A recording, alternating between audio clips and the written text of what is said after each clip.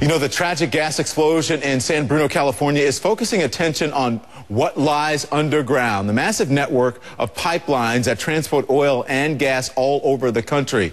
There's 2.3 million miles of them down there, and just how old are these pipes? How old are they? How safe is your neighborhood? Joining me now, Stan Wise. He is a member of the Georgia Public Service Commission. Stan, thanks for joining us.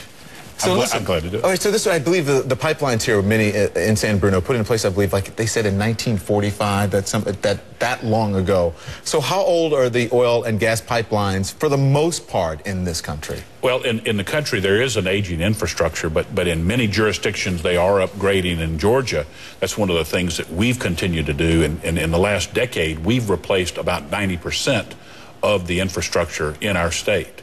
But in other parts of the country, they probably have not been as aggressive, but it's still a safe delivery system. So what's being done? You said you've replaced, here in Georgia, they've replaced a lot, but what's being done around the country to address this issue? Again, it's a partnership between the local jurisdictions, the utilities, the public service commissions, and the federal jurisdiction that has some oversight over the pipelines in those areas. So as I'm walking in my neighborhood this weekend and people are going, oh my gosh, that explosion, you know, we live in an old historic neighborhood, blah, blah, blah.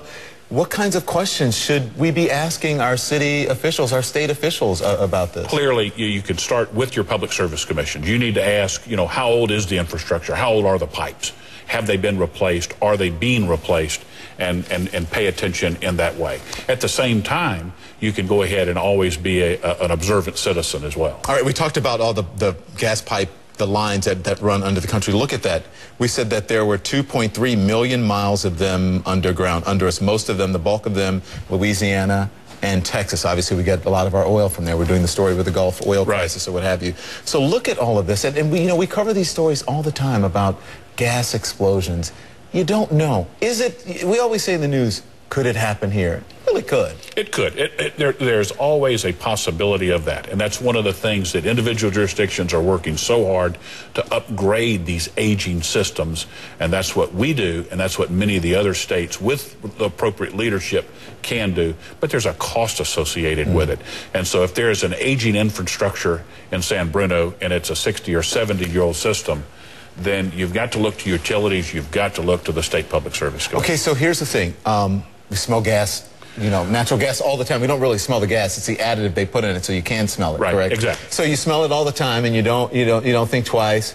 So what do you do now if you smell gas? I'm sure more people, if they're paying attention to the news, are going to be calling saying, hey, I smell gas. There's a catchphrase, smell gas, act fast, call 911.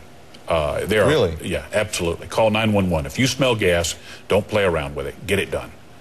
Well, and then there are appropriate measures in our state. We're very aggressive that the appropriate authorities are called. Our pipeline safety division is called. The utility is called. The first responders on the scene will react and react quickly to any incident to go ahead and make the area safe and to take care of public safety. Great information. Great information. I think it's a conversation that our viewers needed to hear because, again, a lot of people are concerned about it. When you hear we smell gas, we did nothing, you know, we called and no one did anything. But, you know, we'll see. Thank you, Steve. Great. We appreciate it. I'm glad to be here. Yeah.